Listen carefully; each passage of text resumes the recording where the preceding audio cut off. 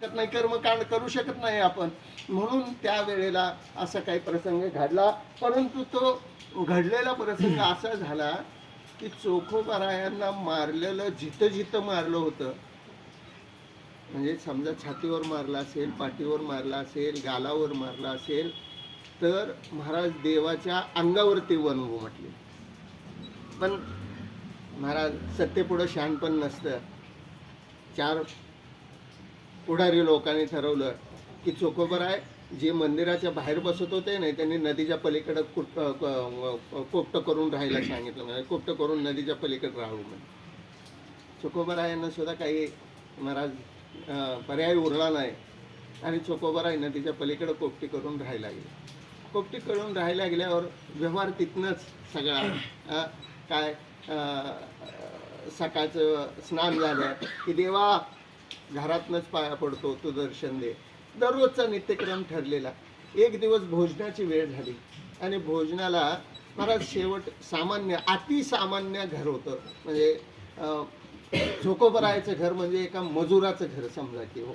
मजुराचं घर म्हणजे काय, तर दररोज मजुरी करून जर कमवलं तरच त्या घरात अन्न शिजत होतं महाराज.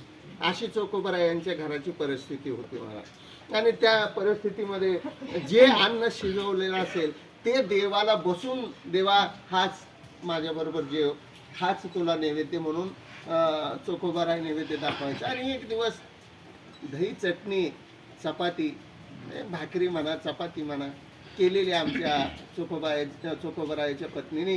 आणि चोखोबराय ताट समोर आल्या म्हटले दही चटणी आहे, वा वा वा म्हटले, छान. अगं तुझ्या हातची दही चटणी खायला देव आज यायला पाहिजे होते.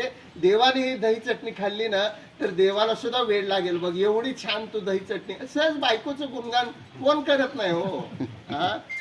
जेवायला मिळतंय म्हणून नाही, आयुष्य काढायचं म्हणून, दुसरं काही नाही. माझ्यासारखं बरं का. पण लक्षात ठेवा, सहज म्हणून गेले आणि देवाने ते ऐकलं आणि देव प्रगट झाले महाराज. आणि तिथं बसले चोखोबरायाचे आणि देव म्हटले मला दही चटणीच पाहिजे. म्हणजे दही चटणी आणि चपाती देव खायला लागले.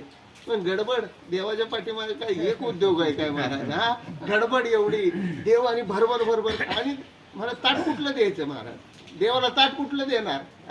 देवाला चोखोबराय म्हणजे देवा हातावर घे, हातावर, काय पर्याय नाही. माझ्या भक्तीच्या दृष्टीनं माझी पूजा एवढीच करतो, तुला हातावर खावं लागेल. अरे चोख्या तुझ्यासाठी हातावर सुद्धा चालेल, पण तू जे म्हटलास ना ते खरं आहे का बघायचं आहे, म्हणून मी दही चटणी का. आणि दही चटणीचा एक घास चोखोबरायांच्या पत्नीचा देवाने खाल्ला आणि ती दही चटणी अमृतापेक्षा गोड त्या देवाला लागली. आणि देवाला राहवलं नाही आणि देवाने सहज हात वर केला, वा म्हणून.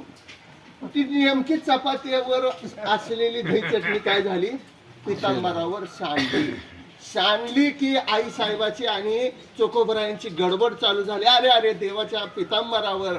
आता पितांबर म्हणजे काय साधा आहे काय त्याचा सांगा. भरजरी पितांबर.